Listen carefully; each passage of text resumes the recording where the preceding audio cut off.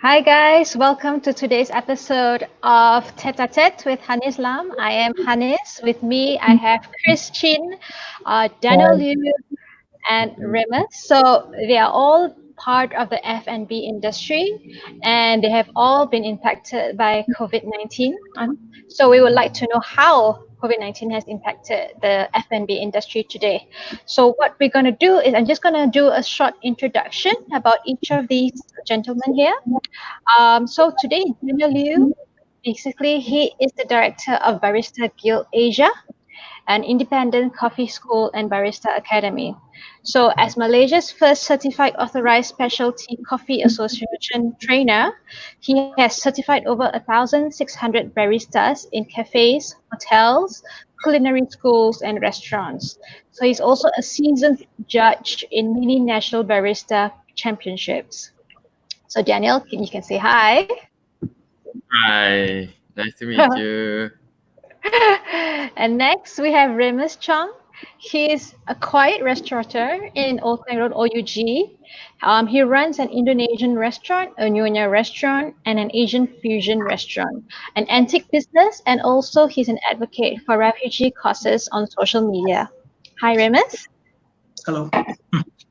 Nice to meet you. Thanks for inviting me. You're welcome. And last but not least, we have Christian.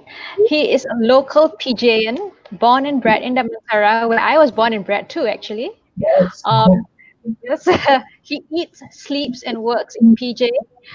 He was in the advertising world for a while until he had a brilliant idea to start a restaurant. It was tough at first for him, but with the help and guidance from his family, his restaurant has served the DJ Damansara Jaya community for more than 10 years. So in between, he has also ventured in school canteens, and he has a catering team to many SMEs, banks, and government departments. So today we're going to talk about how food and beverage companies across the world, from cafe and restaurant owners to big name food manufacturers and retailers, continue to feel the impact of COVID-19.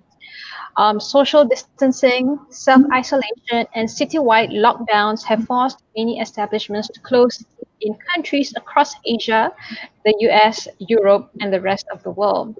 So, my first question would be to Daniel. Tell us about how the epidemic has affected your business. Well, in terms of Barista Guild Asia, there's normally we have classes because there are cafes wanting to start up and there are baristas who want to take up job. But since the onset of the COVID pandemic, a lot of the enrollment has already gone down quite severely, and we saw that. And we currently also run two outlets, and we do a lot of coffee catering as well. This these two businesses, both our two outlets and catering, dropped tremendously right from the start. That's why the two outlets had to close. We had no choice but to decide. We made a very tough decision to close the two outlets. But hopefully, after the MCO is over, we can restart again. We know for a fact that both locations there will not be any footfall. It's a guarantee. Since there's no footfall, we depended on the local in the working class around the area. Everyone's working from home. We were very close to a co-working space. I know the co-working space will be closed as well. Yeah. So both areas we won't have any footfall. So with that alone, we told our part-timers, okay guys, I think it's time for you to go back home, and once if things pick up, we might continue, but for now we shut it down to cut our losses, and at least we've got good landlords who gave us some concessions on it. Okay. And this your location would be Ara Damansara? One is near Kota Kemuning, and the other one is near Taman Tun. I see. Okay. All right. And how about you, Chris? Hi. Sorry about the bad headache. I haven't had So- a haircut for a whole month. Well, I would say that this epidemic is just an extra burden to the industry. right? Before this, you had inflation. Before this, you had all the raw material being expensive. You know, you had dairy products double the price, and now making it worse is now the pandemic going on, right? So it has been very difficult. It's been very difficult journey for well, at least for me, for us, I guess, being in a very small scale restaurant like Chintaria. Right? You usually opened on weekends only? Correct. Well, we run a catering team, so we cater for school cafeterias in the weekdays, and on the weekends we open Chintaria. Okay. Right? So now, because the schools are closed, all my staffs are in the restaurant doing takeouts and also delivery. Okay. And what about yourself, Remus? Well, it's actually more expensive to open than to close. So we had to make a decision to close. But after about 3 weeks, we opened one of the restaurant. And what we did was to actually run 2 menus using one centralized kitchen. So that was the first strategy that we did. This would be GingerRoots? GingerRoots. So we were running 2 restaurant menu, right, using one central kitchen to serve food out. Although there was no walk-in, but we figured that, you know, Grab is a marketplace. If we can get a few more, you know, marketplace, right, will probably be good. So we actually try and get Panda to help us out, but, you know, they've been so busy, right, this time, right, so they don't reply. But if we could get Grab, we could get online orders, we could get Food Panda, I think we would probably be quite strong. So to some degree, that strategy has worked because I've reduced my costs. And of course, like what Daniel has mentioned, right? Yeah, third party. What Daniel has mentioned, that we also did, the first thing we did was to try and get a concession from the owners. And they were compassionate enough to help us out. And they said, you just pay a minimum fee and all that. So I was like, well, might as well just open and just and see. But so far it's been. Sorry? To use the kitchen, the electricity and the water bills and stuff. Oh, water bills, electricity, all we pay is just the rent. Okay, so they charge you a basic rental. Yeah, they give us 1/3 of the rent, so it was doable for us to operate. Okay. Right. Yeah. And I noticed that you're very aggressive online, especially with FB groups. We can see you posting. I guess that is your main way of promoting your restaurant and your delivery services. Exactly, because at this stage, at this point in time, right, the focus attention is online. Right? Everyone is online. If you're not there, you're losing out. So we had to spend a lot of time in trying to get the attention, right, and promote our food. Okay. What about Daniel? I mean, in this downtime, we shall call it, are you working on future programs once you can, you know, operate again? Yep. So in terms of, this is from Barista Guild alone, I think we didn't put in the syllabus on, you know, emergency situations such as MCO. Yeah. We train operations. We can teach people to make an awesome cup of coffee, but we also want to make sure that the operations, the workflow, the hygiene, and soon enough the takeaway standards meet even the worst of crisis situations. So a lot of the cafes were taken off guard. They didn't have a proper delivery system. Some tried to go on Panda or GrabFood or any of the delivery systems, but the quality of their takeaway cups and plates are not up to that standard yet. Right? So we also need to know how to teach, train them on how to train their staff in terms of hygiene and dealing with that. So that alone is going to create some a new syllabus for me. But in terms of startups, I think a lot of people, in fact, very strangely, there's still some inquiries on people wanting to start up cafes. I said, are you sure? Yeah. People still love their coffee lah.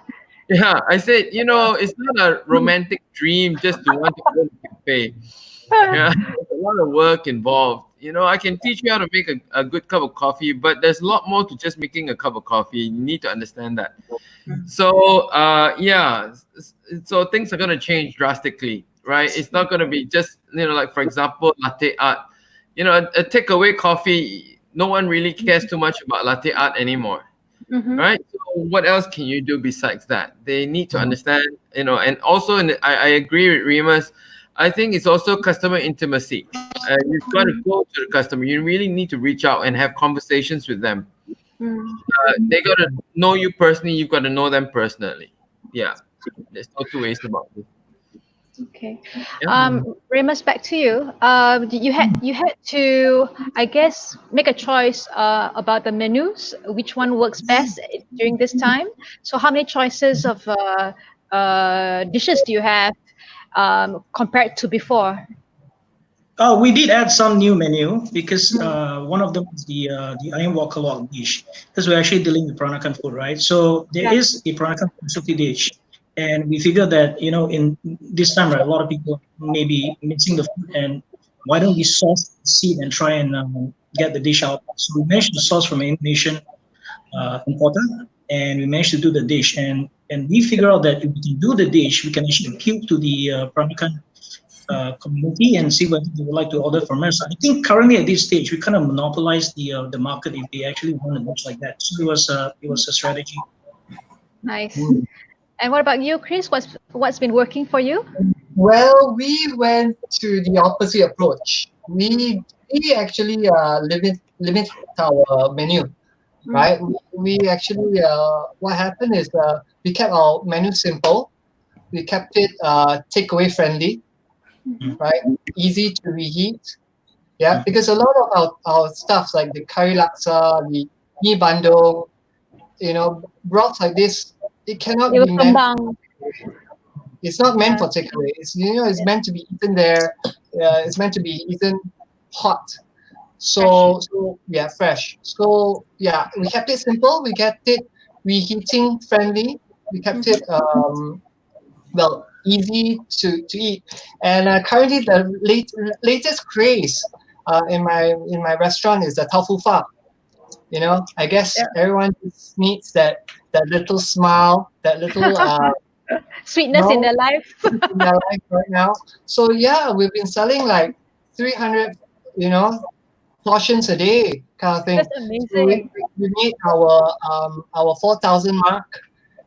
Just last week we had sold outs every day, kind of thing.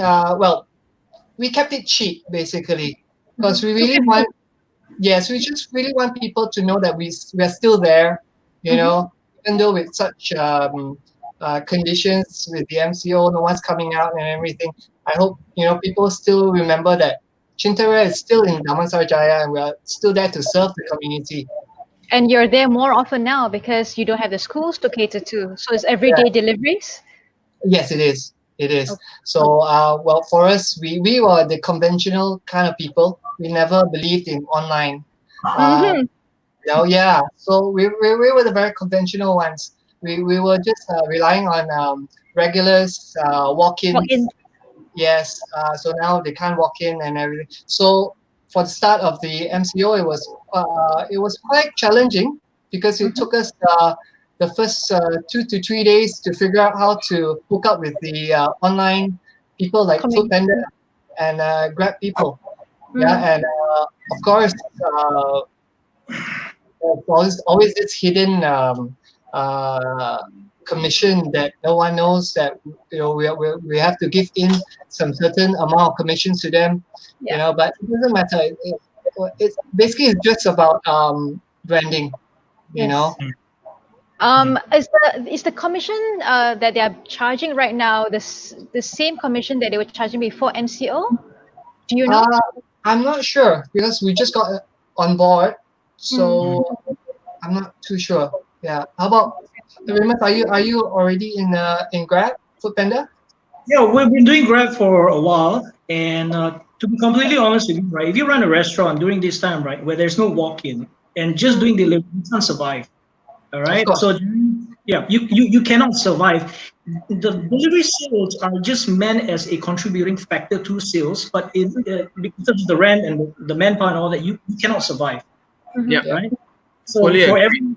just to be frank, for every 10 ringgit, you gotta give 3 ringgit. Yeah.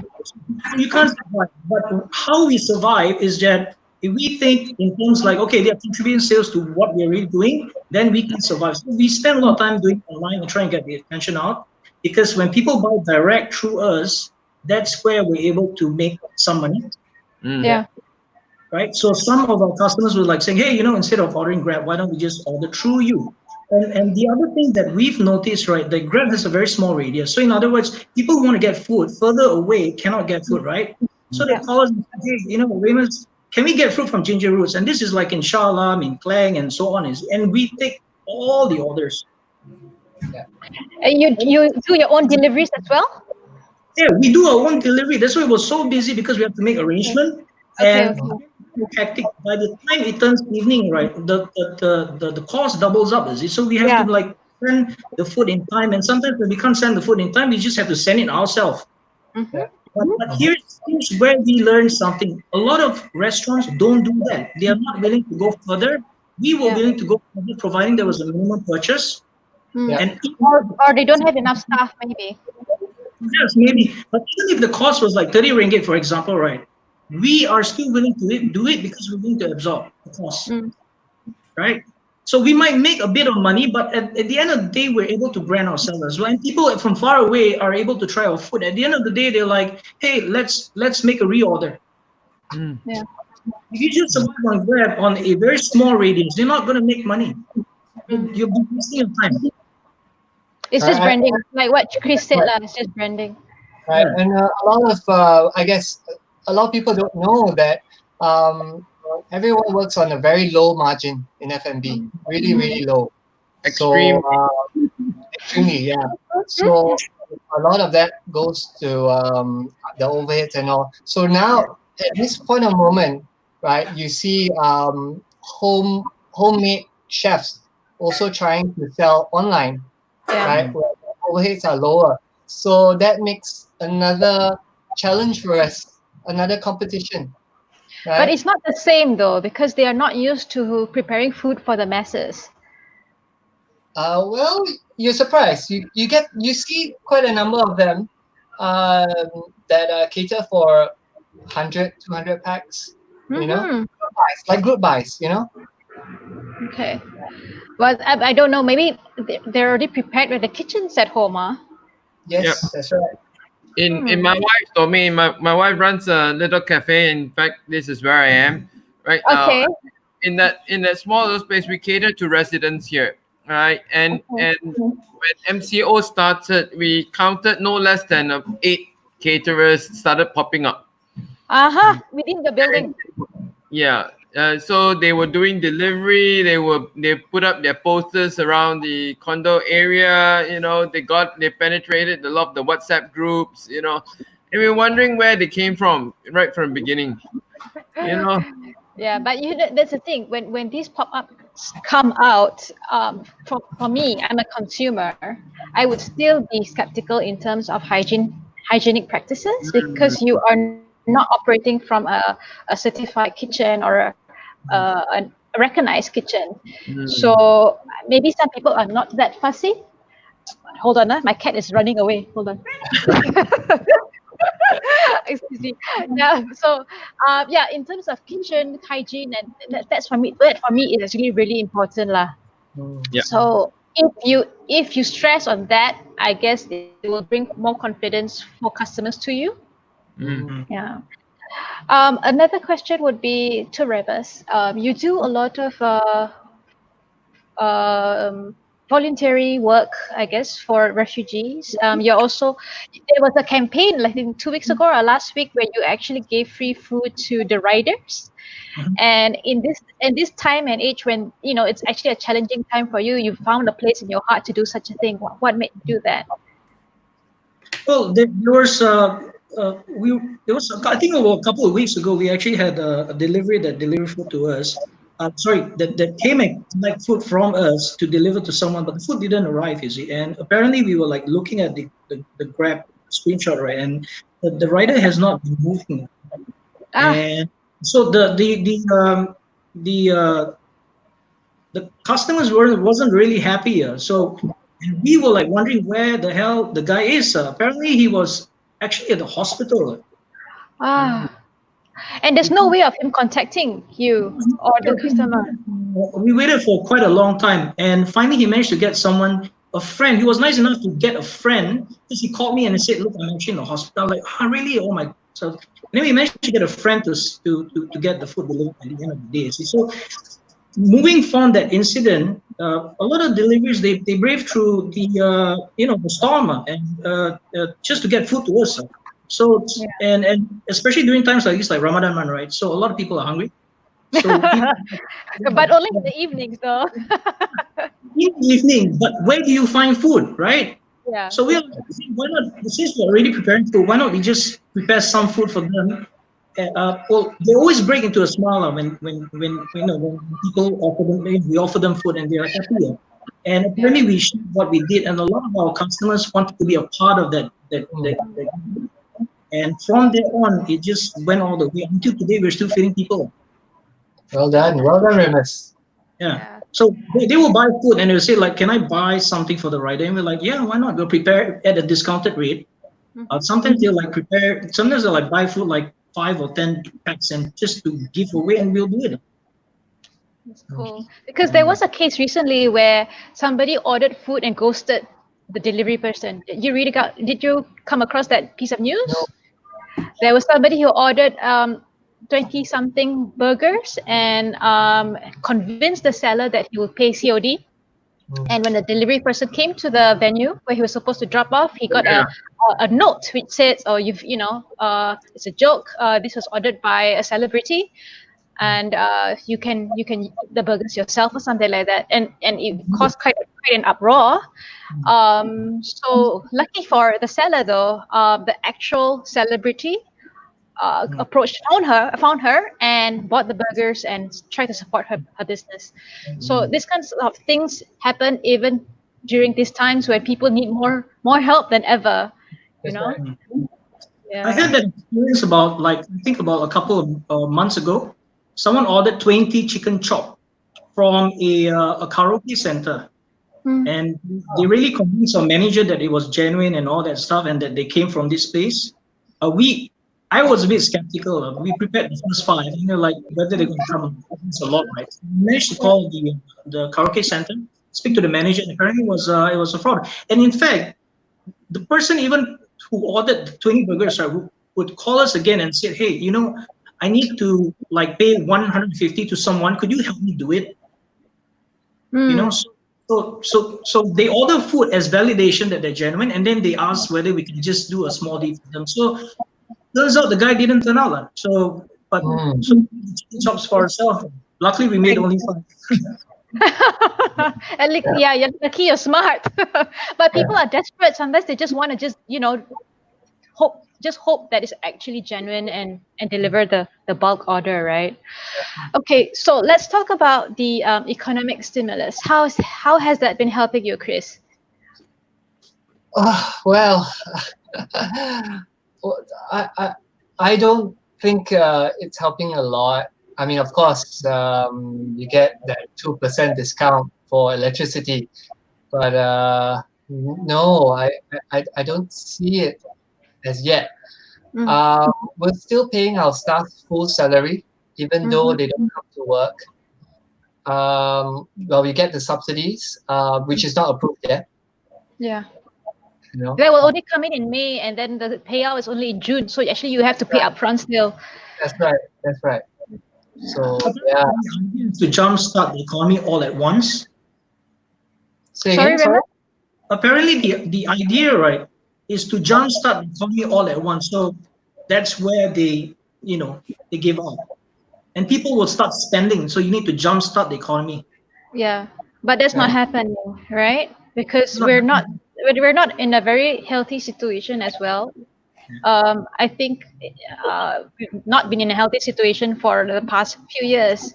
So the pandemic has really come at not a very good time But I guess as entrepreneurs, you are all are entrepreneurs. So you are all are finding ways to actually overcome whatever comes your way. So I would just have to salute you. You know, you're still running your businesses, you're still paying your staff. There have been businesses which have been closed overnight, businesses that have been around for more than 40 years even. So yeah, so you're doing good. Hopefully. Fingers crossed. Remus, today was your first day where you actually opened for business as a dine-in restaurant, right? How was that? How was that today? Oh, we projected it to be slow. It'll probably take time for people to come out. The food traffic is too slow, by the way. It's a transition time now where people have the choice to decide whether they want to cook at home, go out, look for food, or order delivery. So it's a transition time. So we project the next 1-2 weeks is going to be pretty slow. But we're giving it a shot now. We're giving it a shot because we're opening anyway. But our delivery has actually dropped today. Oh, really? Okay. Yeah, delivery has actually dropped. So people are still like, what should I do, People are going back to work, so maybe they're finding for restaurants around the area. Yeah, when the lockdown started, right, we actually closed for like 2 to 3 weeks because a lot of people wanted to experiment food at home, is it? Yeah. So that's what. Yeah. Then after that, we're like, hey, why not just open one restaurant? It turns out to be pretty strong, because that's when they got sick of cooking. Yeah, I'm already sick of cooking. Home Michelin. I've never cooked so much in my life. You know what would actually help? Pre-made meals. So you just come up with the pre-packed ingredients and the recipe, and I just cook at home. Don't have to think so much. Just put in the wok and try whatever. But not everything can be done that way, especially Peranakan food. You have a lot of magic ingredients and tactics. So yeah, not everybody can become a Michelin chef lah. Okay, what about you, Daniel? How does the economic stimulus help you? Is it helping you in any way? I echo Chris completely. It's non-existent until maybe May, later part of this month or June. But personally, the deferment on mortgage that's personal and that's good. At least we don't have to worry about our own personal loans at this point. But the sad part is I follow a lot of my students, and we have a lot of cafes who started up because they've attended PGA training, and a lot have closed. I think at least close to 5 to 10%, have closed permanently since the time that they started, and that really is very painful to watch, because these are good people, very, very talented good people. Yeah. And a lot of times it's their life savings, that they've gone into it. Yeah. So very tough. Okay, to close the session, I will just ask my last question, which is, what do you see yourself expecting after the MCO is completely lifted, or at least what do you see in the next 6 to 12 months? What's going to be different about your business? Maybe we start with Chris. Okay, so, well, everyone will have to be on the new norm, I suppose. Self-isolation. Instead of sitting in a table of 4, you'll probably be sitting, with you and your wife alone only. So a new norm will appear. I guess also people have this phobia of imported goods now, I suppose. So I guess the demand for local produce, will be higher. Yeah. And how people prepare the food will be different. How it's being consumed, how it's being delivered. Everything will change for now. Well, even for the start, I've been using so much more plastic bags than I had before MCO, which is not something that I'm proud of. But it's happening. Yeah. So this is what I see. Yeah. What about you, Remus? Well, we're not so optimistic, apparently. Uh, yeah. So yeah, eating habits is going to change, right? Um, Currently at this stage, we're just trying to focus on what we have control, right? And the rest, there's not much we can do. But eating habits is going to change. So we're not so optimistic. But in times like this, a lot of us have to start to innovate on how we serve food to customers. So this is Yeah. something we're trying to crack our brains and see how's it going to work. A lot of them has to do with try and error. Mm. And the SOPs are all going to change. There are very stringent regulations that you need to adhere to right now. Yeah, So like a lot of training. yeah, we started training like yesterday and today, so it's very new for all of us lah. So we're trying to And to motivate your staff, Daniel, what are you going to do? Well, motivate- I think for me, it's going to be a hard time trying to get them back on board. For BJ side, we will start developing new SOPs for training and development. To both cope for deliveries and also for pandemic situations. So this is going to be the new. If that's going to be the new normal, then so be it. We just have to abide by the new normal. There's nothing else we can do, right? Yeah, you just have to just like you said, like just innovate new tactics, new processes, new way of thinking. Yep. Yeah. Hmm. All right. So, okay, people will want to reach out to you after this session. Chris, how do they get in touch with you? And do you have anything that you like to promote while you're here with us? Well, they can go to our FB page. It's Chintaria with a capital R, DJ, Chintaria at DJ.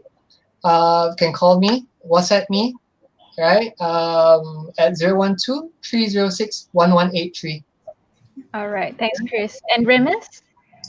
Well, you can check out our Facebook page. We have a pretty strong presence. GingerRoots Restaurant, right? And Little Jakarta on Facebook.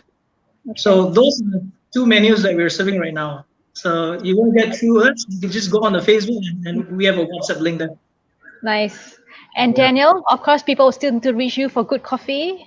And no matter what situation, how do they reach you? You can look for us at Barista Guild Asia on Facebook. I think that's our biggest presence. So I manage the page, so anyone who messages me will be able to reach out to me. So thank you so much, Hanniz, for this opportunity. Thank Thank you, you. guys. And Right. wishing you all the best. Take care. Bye bye. All right. Bye. See you. Stay safe. Bye. Stay safe. Please Bye. subscribe. Please subscribe to our channel. Whoever is Sure. watching us. Thank you. Bye. Bye. Great. So that's it.